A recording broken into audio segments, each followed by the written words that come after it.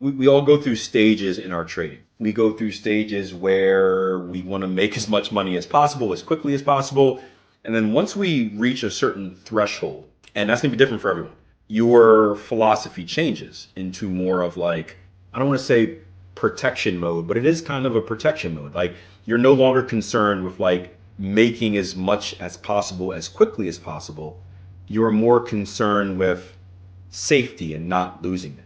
And this was a lesson that I learned when I managed money. When I went into managing money and managing accounts, I went in with the idea, because I was young. I had to be, I was mid 20s, 25, I think it was.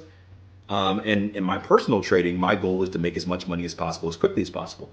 So when I went to do my presentations to these clients, who most have ultimately said no, and I would go home and cry into pillows, right? I had my numbers, I had my figures, and I had different versions of it based on risk. And I would always start off with like the one that made the most profit. Because doesn't that make sense? Like I had these models. It wasn't necessarily curve fitting, but it was models based off different risks. And I would always start off with the one that showed like the biggest percentage of gain. Because I'm like, if I go in there and show them that I can make this much, of course they're going to let me manage their money. It was to my surprise that meeting after meeting after meeting after meeting, no one cared about that number. Like, this was new to me.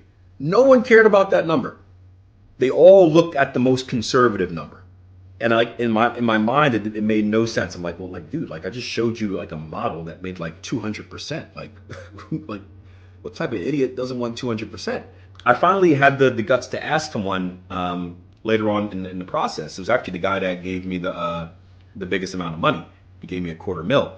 After he gave me the money, I had the I asked him, I'm like, hey, I'm just curious, like, how come you showed no interest in like the 200% return? Like, isn't that crazy?